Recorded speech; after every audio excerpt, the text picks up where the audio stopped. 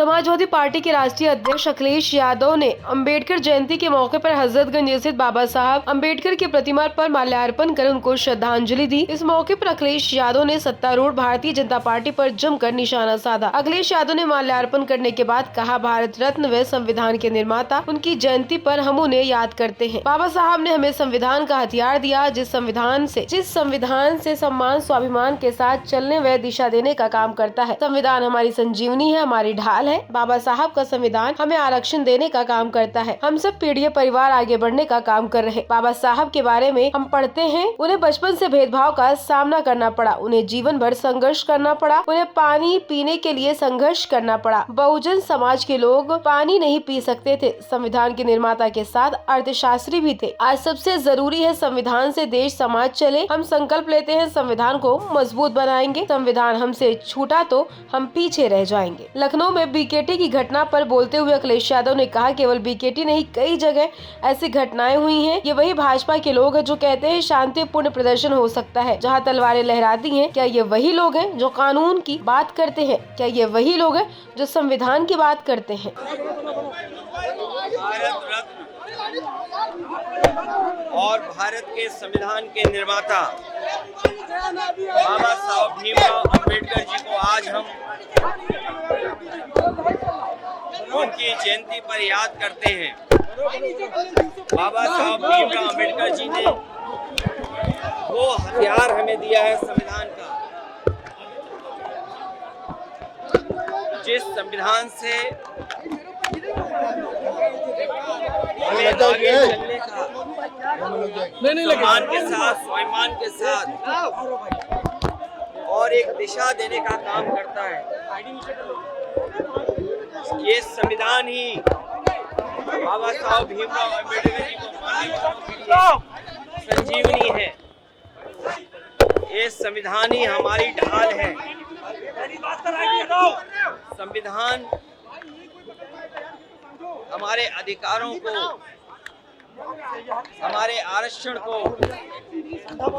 ये बाबा साहब भीमराव अंबेडकर जी का दिया हुआ संविधान ही हमारे आरक्षण और हमारे संविधान को हम सब पीढ़ी परिवार को आगे बढ़ने का मौका देता है।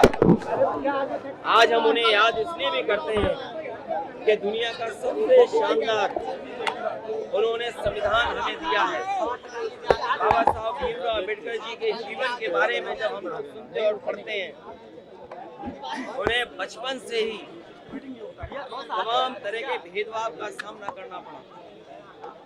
समाज की जो बुराइयां हैं, समय समय पर उन्हें लड़ना पड़ा।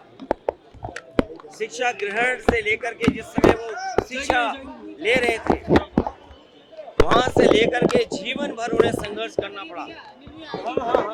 पानी से लेकर के अगर वो पानी पीना चाहते थे, समाज की वो बुराइयां थी कि जानवर पानी पी सकते थे, लेकिन जो वंचित हैं, शोषित हैं, पीड़ित लोग हैं, बहुजन समाज के लोग पानी नहीं पी सकते थे। उन्हें समय समय पे समाज में इस कठिनाई और मुश्किलों का सामना करना पड़ा। जहां वो हमारे संविधान के शिल्पकार रहे, संविधान के निर्माता, वहीं वो अर्थशास्त्री भी थे, समाज की बुराइयों को समझने वाले, सामाजिक आंदोलन को आगे बढ़ाने वाले।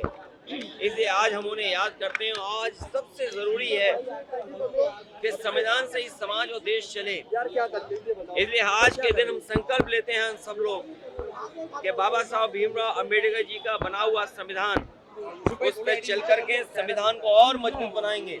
अगर संविधान कमजोर होता है तो हमारा लोकतंत्र कमजोर होगा। संविधान अगर हमसे छीना जाएगा तो हमारा हक अधिकार छीना जाएगा, हमारे शिक्षा का अधिकार छिनेगा, हमारे आरक्षण का अधिकार छिनेगा। बाबा साहब ने यही कहा कि शिक्षा का अधिकार वो हथियार है, शिक्षा का अधिकार, जो बड़ी बड़ी लड़ाइयों को और बड़ी बड़ी बुराइयों को दूर कर सकता है। भैया, बीकेटी गांव है जहां पर खंतारी है, वहां पर मूर्ति लगाने को लेकर विवाद हो गया है। आज भी हम लोग देखते हैं कि बाबा साहब भीमराव अम्बेडकर जी को या उनकी प्रतिमा को समय समय पर लोग खंडित करते हैं, समय समय पर अपमानित करते हैं। वो एक मैसेज देते हैं बाबा साहब भीमराव अम्बेडकर के खिलाफ।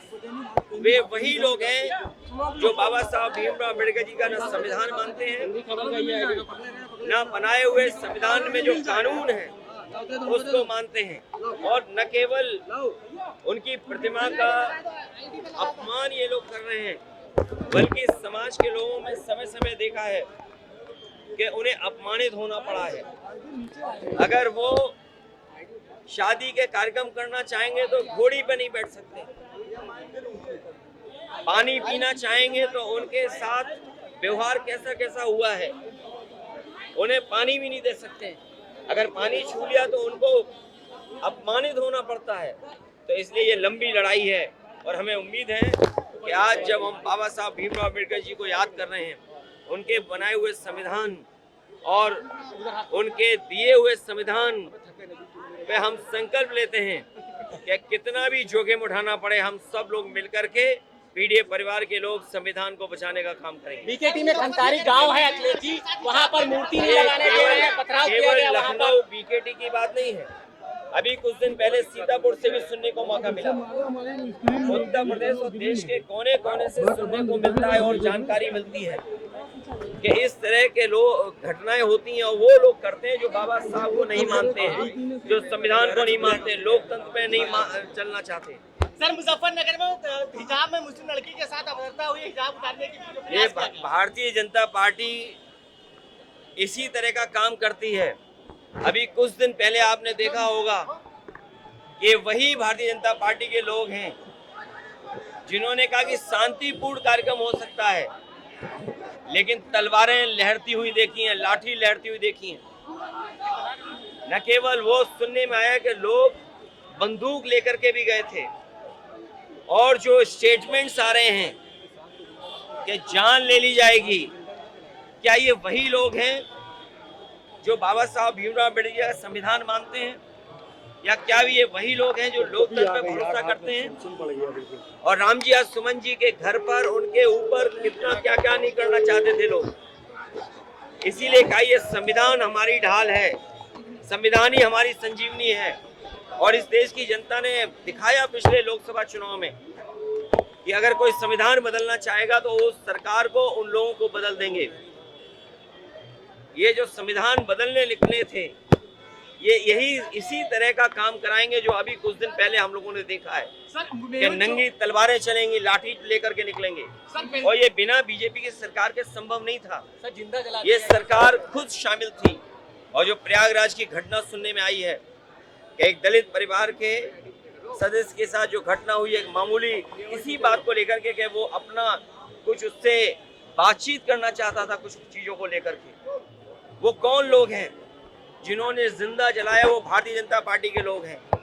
वो कौन लोग हैं जो लाठी लेकर के घूम रहे हैं, बंदूक लेकर के घूम रहे हैं? वो भारतीय जनता पार्टी के लोग हैं। ये भारतीय जनता पार्टी के लोग डराना चाहते हैं। कहीं अगर ये 400 लोकसभा जीत गए होते तो यकीन मानिए प्रेस के लोग भी आप सवाल नहीं पूछ सकते थे। सर, मेहुल चोकसी को बेल्जियम से गिरफ्तार किया गया है। मेहुल चोकसी एक बड़ी उपलब्धि बता रहे हैं। देखिए, ये सरकार की सब जानकारी में था। सरकार समय समय पर ऐसे काम करेगी जिससे तमाम बुनियादी सवालों पर चर्चा न हो। आज सबसे बड़ा सवाल है कि संविधान सुरक्षित है कि नहीं है, संविधान के तहत ये सरकार चल रही कि नहीं चल रही है। ये जानबूझ करके इसी तरह के कारनामे और काम करेगी जिससे